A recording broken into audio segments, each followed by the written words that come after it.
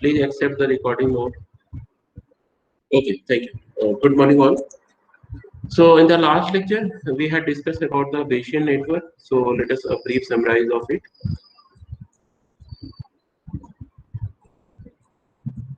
So, actually, Bayesian network is based on the Bayes logic, and if we have discussed about the Bayes theorem, so Bayes theorem said that probability of your hypothesis given the probability of event data E is equal to probability of data E given hypothesis into probability of hypothesis given divided by the probability of observed data.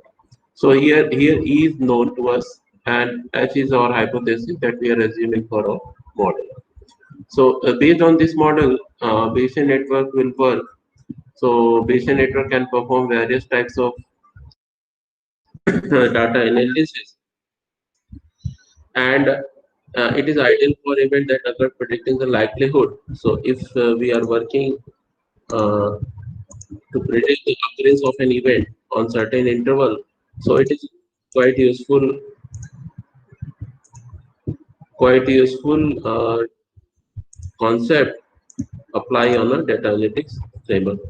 For example, a Bayesian network was represent the probabilistic relationship between disease and symptoms. So we had discussed about a problem where disease is relied on the symptoms. So if you have a symptoms, you can predict that what type of disease is affected to the patient, and you can find out that Bayesian, you can create a Bayesian network for it. So you can Bayesian network is created by a directed acyclic graph, where we had discussed that nodes are represented by the variable and edges are represented by the conditional dependencies. So your all symptoms will be represented by the nodes, and what is the dependency, conditional dependency on certain symptoms that will lead to the disease is called as a age. So age here is the conditional dependency, and nodes that are not connected represent variables that are conditionally independent of each other. So if two nodes are two variable or not related to each other, so they are called as a conditionally independent of each other. So we had discussed about some software about the Bayesian network. Now we'll discuss about the support vector and kernel methods. So before discussing the support vector machine, we have to ask other student to rejoin the session, and please it is request that please join the session before the scheduled class. Okay, thank you. So SVM is a machine learning algorithm for supervised machine learning. So first we understand what is a supervised machine learning and what is unsupervised machine learning.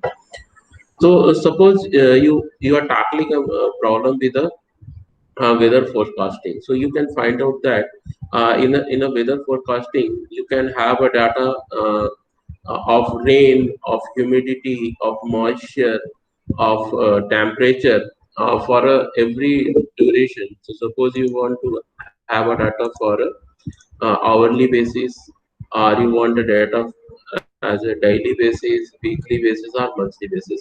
So you can have all those data, and so based on the data, you have also object value that on the basis of that data, is it rain on that day or not. So for example, if we talk about the 2 September 2020, so you can have all the data like temperature, humidity, and moisture, and so on. And based on the data, you can observe that there was no rain on this region. So you can have a data set where you are aware about the predictor variables and the predicted variables. So you very well aware about the data set. Now, when you are know about the target variable and the observed variable, then this is called a uh, supervised machine learning database. So where you can have a learning algorithm where you know what is a target value. What is a unsupervised machine learning? For example, you are making a automobile which is working self-autonomous automobile. So you can find out that if we have a previous data regarding the road obstacles, road lane, road height, road width, road inclination, and so on. But when your car is moving on the road, whatever the data you are getting at that particular time, that is different from the previous observed data. So sometimes your data set does not have a target variable. So basically, a supervised machine learning algorithm applied on those data sets which have target values as well as object value. And the unsupervised learning applies on those data sets where we don't have a target value. Suppose we have some data set, but we do not aware Excuse me, sir. of. Sir, there is one student who is waiting in the waiting room, so please allow him. Okay, one moment. Aditya, please ask them to rejoin because I am admitting all the students. So in my screen, I have no one to left. Okay, sir. Ask them to rejoin. Okay. So let us re-summarize. So supervised machine learning, where we are aware about the target data set, that is called also called a label. So if we have a data set, we are having a observed value where we are having a object value as well as we are having a target value, so we can apply a supervised machine learning algorithm. For example, house price prediction. So you are aware about the house prices based on their size of the house, a number of rooms in the house, number of floor of the house, location of the house. So based on that, you can create a data set where you can have an actual price which is quoted by the every users. So you can find out that this is kind of a data set where you are having a data as well as the target value. But sometimes it is possible that you do not have a target value, you have only the data. For example, you have conducted some experiment, and based on experiment, you have only data set which is related to the experiment, but that does not relate to any output. So basically, SVM is applied to the supervised machine learning algorithm. Let us elaborate further. So suppose we have a house price prediction data set where we have a data as well as we have a target value. So based on that value, we can categorize those data set into two values. One is a higher price houses and the one is a lower price houses. So you can define a category that on certain conditions these houses are have a higher prices and certain conditions these houses are lower prices. So based on that condition, you can divide your data set into two levels, and that is the level of higher prices and lower prices.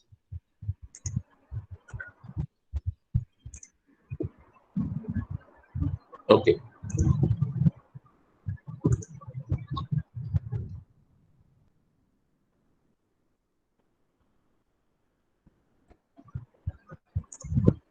Okay. So yeah, so we can categorize our whole data set, and we can create a model. That model will basically trained on that data set and will predict that on upcoming data from a new house, whether that house is in a high price segment or lower price segment. So basically, what we're trying to do here. We are categorizing the houses in a two segment. One is a higher price houses and one is a lower price houses. So SVM is useful here. Using the as support vector machine classification, you can actually perform the classification of the houses and so on. So basically, it is a kind of a supervised machine learning where you are aware about the data set and with their observed value and the target value. So SVM is a machine learning algorithm for supervised machine learning. It provide analysis of data for classification and regression analysis. So as a classification, when we're trying to predict the houses into two classic categories, and that is called a classification. So here we are not trying to predict the house price. We are just trying to predict that on any new data, the house will be in a higher price segment or a new price segment. So suppose you have a house with a 4 bedroom and it is on a seventh floor, or it is have a 5,000 square feet area. So you can, based on this data, if you'll apply your SVM model, you can, it will detect that particular house will be in a higher price segment or lower price segment. Now, what is a regression analysis? Basically, in a regression analysis, we are trying to predict the actual house price. So if you apply the regression model, so you can find out that using the regression model, you can predict the actual house prices. So now, if you are having the same data with the number of houses, with the number of floor, with the number of at location, square area of the house, and based on that data, we actually try to predict the house. So, what is the house price right now? It will depend on the regression analysis. So, SVM can be used for classification and regression both. If you will take a further example, so suppose you want to classify uh, certain group of the people into a higher income group and lower income group, and if you want to predict that particular person expenses is what will be the expenses of a particular house in upcoming month. So if you are trying to predict the actual expenses, that is called a regression analysis. And when we are trying to predict the uh, a segment, a classification of the output, then that is called a classification. So SVM can be used for the both, but mostly SVM is used for the classification. SVM is not designed for the regression analysis, but you can perform the SVM to the regression analysis if you'll apply some additional ML model with it. So solves a variety of problems with little theory. So now we can discuss that what type of problem uh, we can solve using the support vector machine. So these problems is the problem which is required a classification. Suppose you are having a problem where you want to classify certain requirement. For example, on a student database, you want to classify the bright student or the student who have a extracurricular activity, as well as he is good in academic, as well as he is good in networking. So based on that data, you can classify the student into the higher active group or a lower active group. Again, you can, if you are working on some financial model, so you can classify some region as a higher income generating region or lower income generating region. And you can apply classification on any data set, but you have to be aware about the what is your target variable here. So whether you are you can find out any problem if you think that the problem can be classified into various levels, or we can define the problem into different classes. Suppose you have defined a problem in a class A, class B, class C. So based on that analysis, any problem can be used as a solved by using the support vector machine classification. Now further, SVM algorithm uses a set of mathematical functions that are defined as the kernel. So it is basically derived a mathematical function to apply on the data set, and based on the mathematical function, it will classify or perform the regression analysis on the data set. Okay, and these mathematical function is called a kernel. So basically, kernel is a mathematical modulation inside the SVM algorithm. Let us go more deep in the kernel. So function of the kernel is to take data as input and transform it into the required form. So let us we see that how the function of kernel is performed. Right now, a brief summary about the kernel is that it is a mathematical function that is taking the input of data and transforming into the target form. So whatever our data set in a required in a target form, that is performed by the function of kernel. Different SVM algorithms uses a different types of kernel functions. So based on your problems, you can apply the various SVM algorithms. How these algorithms will differ, it depends on their kernel functions. So whatever the mathematical function you are applying inside the support vector machine, that function will decide the characteristics of the SVM algorithm. So you can apply the different kernel functions. For example, you can apply the linear, non-linear, polynomial, radial basis function, and sigmoid function. So these are the few example of the types of a kernel function that can be applied into the SVM algorithm. The kernel function returns the inner product between 2 points in the suitable feature space. So we'll understand this point. So suppose we have a data set and we can represent that data set into x, y axes. And if we have 2 points in the axes, then we'll try to predict the inner product of that. So what is the inner product? That is a term from the mathematics. So you have to refer some statistical concept to find out that how to take the inner product of data points in a suitable feature space. So basically, kernel function will perform that mathematical function here.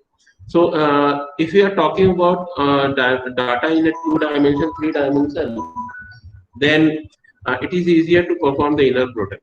But when the data dimension is tends to the n dimension or a larger dimension space, then the performing the inner product will be done by using the kernel function. And what is why the kernel function is important? Because it will require a little computation cost even in a very high dimensional space. So suppose you want to take an inner product of 2 points in a higher dimensional space, then particular inner product is very costly, computational costly for a normal mathematical operations. But when you apply the kernel function, then it will take a little effort to perform the operation. I will give you 2 minutes to read this paragraph. I have taken this paragraph from this source, and then we discuss about the kernel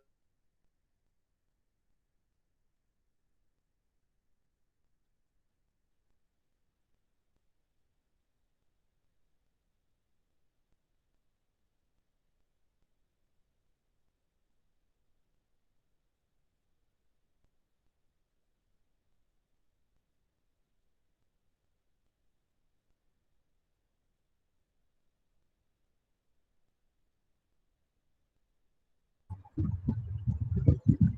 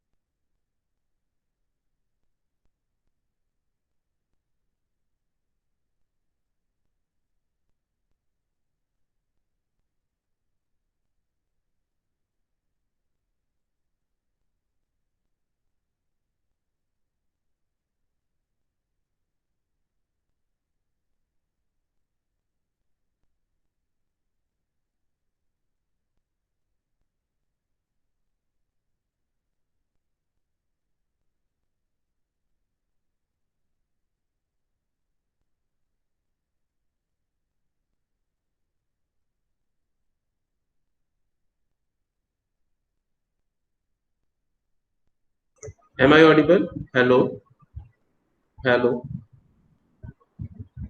Yes, Yes, sir. sir, audible. I have some network issues.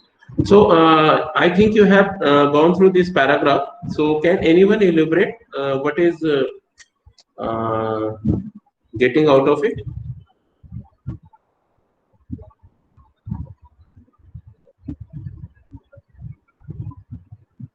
Aditya?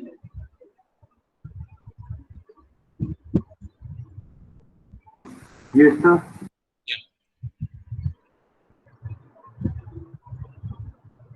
Anyone else who wants to say a few points about this paragraph? What are you getting from this paragraph?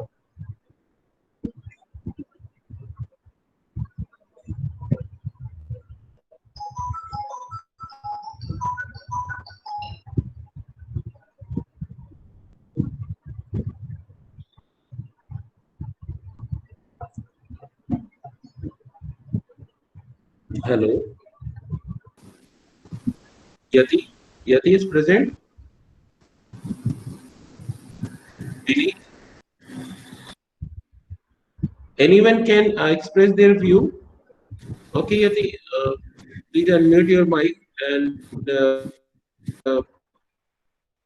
elaborate few points. What you are getting from this paragraph?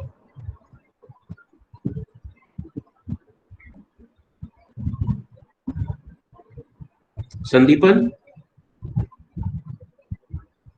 anyone? Any student? Sir, Yeah, go on, please. sir, there was a child whose father was buying fruit from the fruit seller, and the child wanted to eat strawberry, but he was confused between the two fruits, and he saw and he just picked the strawberry from the market and put it into the basket, and then he saw a vector machine working, and he sorted them into two categories. Okay, Yati is saying vector machine is work on the principle of identification. Okay, guys. So I just want to make focus on a sentence, but got confused between the two same looking fruits. So you can find out that the child got confused only by fruit because they are same looking. They are having a same color. They are having a same texture. They are having a same physical appearance, so it got confused between the fruit. So you can find out that when you are having a data set which are having a too much similar features, now you want to differentiate between them, that who is the good, who is the category one data set or who is the category two data set. So support vector machine will work in the this way. So first thing, it will find out the features. So you will provide the features inside the support vector machine. Maybe that feature will be very similar or so on. Now support vector machine will perform the kernel function on those features and trying to find out the similarity and dissimilarity between the features. And based on that similarity and dissimilarity, it will divide the whole category of data set into one or more classification. So suppose we have discussed a previous example, success at school. So in a success at school, you can find out that to identify the success of two students is quite challenging. Why? Because how can you justify that certain student is good in social context, certain student is good in academic. So maybe it's possible that student are getting a similar mark, they are a good grade student, they are having a good friendship circle and so on. So when they are having a same looking features, then we can apply the support vector machine to perform the categories of those. Okay, let us go further and try to see more about it. Okay, I have taken this support vector machine diagram from this source of link, so you can refer this source. Okay, so you can see that what we are trying to do here, we are trying to take a data set. So it is a complete data set. Now, based on their feature, we have performed the support vector machine classification. So based on their feature, they have been divided into two parts. Now they have been divided by this plane. So this is called a support vector machine plane. And based on this plane, you can find out that data set which is having these features, they will lie in a class 2, and the data set which is having this feature, they will lie in a class 1. So now the task of the support vector machine is that to find out a, division between the two different data set which are having almost a similar features. So we can apply the support vector machine here. I will go further. So basically, when we are having a data set in this region, so we can find out that what is these all the lines representing here. So suppose the data point which is lying in the at this green line, that is called a support vector. So you can find out these are the support vector. So in a previous example, this is a support vector, this is a support vector. So in a support vector classification, we are trying to find out the support vector which is responsible for the support vector machine classification. And this yellow line is called a optimal hyperplane. So we are trying to find out a hyperplane, or we are trying to cut the data set in a such way so that it can be represented, to a more level of classes. And next, we are trying to maximize this margin. So our mathematical function should be such that whatever the margin between the support vector and the optimal hyperplane, that should be maximum. So we are trying to maximize the margin as much extent as is possible. Now we have to learn about how to create a hyperplane, how to identify the support vector, and how to maximize the margin here. So let us go further. So in machine learning, kernel method are a class of algorithm for pattern analysis. So basically, we will perform the pattern analysis here. It is a find and study general types of relationship between the data set. For example, we are trying to find out the clusters of the similar features of data set. We are trying to ranking. So suppose you are having a website, you want to perform the website ranking. So you can apply the support vector machine. You can find out the similar pattern of website which have a higher hit by the user, higher response time by the user, higher traffic from the internet, and so on. Based on that, you can create a ranking of the website, and you can find out the principal component. So we'll discuss about the principal component in a later stage. But for a brief introduction, principal component are the core feature of a data set, which is designed such that they will satisfy the Ein vector values. So we'll discuss what is Ein vector and why is the Ein vector values when we'll discuss about the principal component analysis. Then we'll try to find out the correlation between the two data members. So when we are seeing this data set, it is looking in a two-dimensional data set, but actually it is not a two-dimensional data set. It is an n-dimensional data set where every dimension can represent a feature of the data set. So suppose this student, if you are assuming this data set as a student data set, then you can find out that a particular point can represent a student with having a marks, having a social connectivity, having a cultural activity, having submitted some assignment, and so on. And maybe that student have some difference in those parameters. Any question? Sir, there is one student in the waiting room, sir. Please allow him. Okay, ask them to rejoin. Okay. Okay, so we can perform the pattern analysis using the machine learning in a support vector to perform these type of problem: clustering to ranking, correlation, and the last classification. So we have already discussed about the classification. Now we'll discuss about the algorithm capable of operating with kernel. So some algorithm which is work with a kernel. These are the we are listed the name of those algorithms. So we can perform the kernel perceptron, support vector machine, Gaussian process, principal component analysis, canonical correlation analysis, ridge regression, and so on. So you're not required to go all through the algorithm.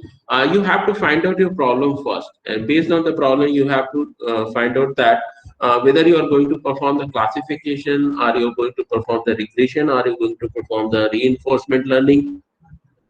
And based on your approach, you can select a bunch of algorithms. For example, if you want to perform the classification, so you can select the support vector machine algorithm. You can use the decision tree, you can use the random forest, you can use the Bayesian network, and based on that bunch of algorithms, you can perform those algorithms on the data set, and based on that data set, you can find out that which algorithm is performing better with your data set, and with that algorithm you can proceed further. So this is a way to find out that which algorithm will work for your data set. Suppose you are working with a medical disease data set and you want to classify. So it is very much possible that but for certain data set, support vector machine will perform better than the neural network classification. The decision key will perform better compared to the support vector machine classification. So application areas of kernel methods. So application areas are very diverse. So I have discussed some areas here. You can, but it is not limited that what type of application you can solve using the support vector machine. Okay, time series analysis we'll discuss in the next session. So guys, if you have any question, any doubt, you can write in the chat box. I am giving up one question. Uh, Provide example of application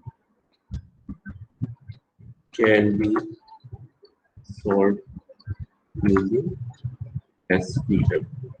So please provide think of some problem in a real-time scenario that can be solved using the SVM, and please mention the problem here, and we'll discuss one or two problem with you. So we have a 10 minutes time left for this session. You can ask any question, answer if you have, and we can discuss the problem that can be solved using the support vector machine classification.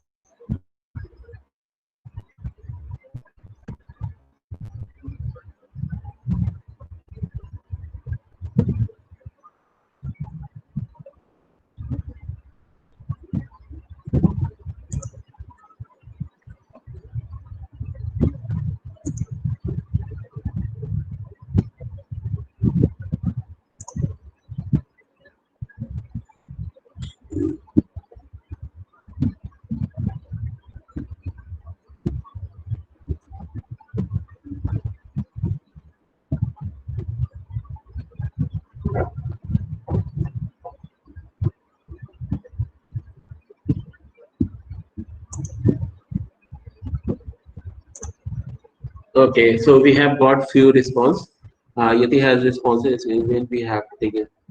Okay, decision making. Yati, please elaborate further uh, because we can perform the decision making. We almost perform decision making on every problem. So if you have a, we can say expenses problem, we have a income problem, we have a,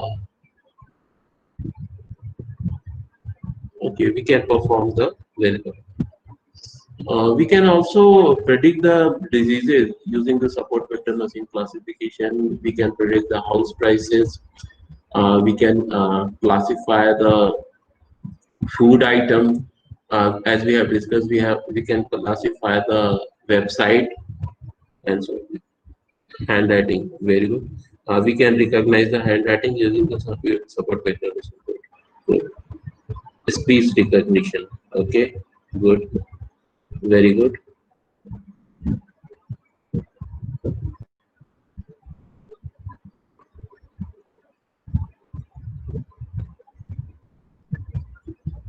Okay, we can perform the stock price prediction. We can perform the fingerprint. Okay, definitely. One area we can perform the cyber. We can use the support vector machine in cyber attack. to identify, to classify a certain pattern into vulnerable section, and we can classify a certain pattern as a attack.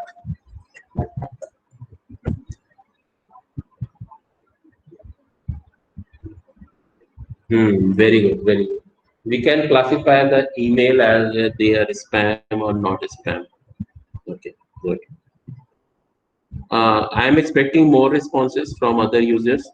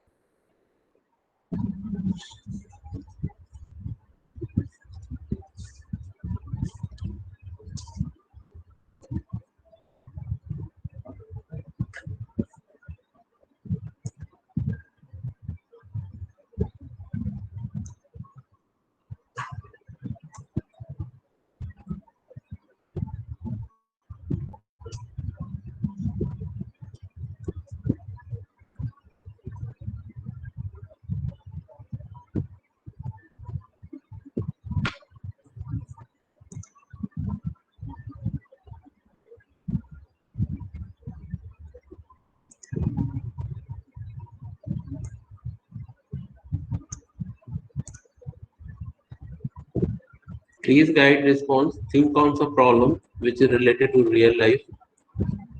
Classify of genes, patients on the basis of genes in the biological form. Okay, we can classify the cancer patient. We can classify the diabetic patient. We can also perform the SPM classification on the coronavirus dataset, and we can classify that certain person with having a certain symptom can be coronavirus patient or not. So it is very hard in a real time to identify a person are suffering from a viral fever, or he or she is suffering from a virus. Okay, good problems. So guys, whatever the problem we are discussing in chat box, you can take this problem and you can go with a mini project also. So to perform the SVM on any problem and find out the correct model is the actual challenge. Everyone is aware about the SVM model, but find out the correct model with parameters is actual challenge.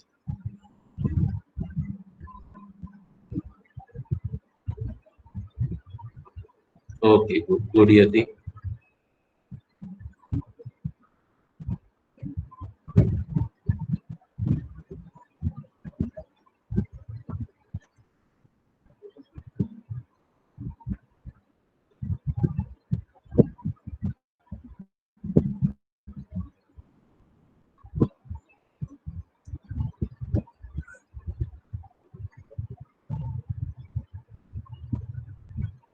Okay, guys, so that's all for today's session.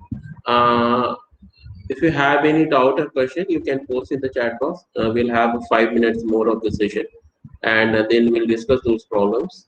And thank you. And we will mark your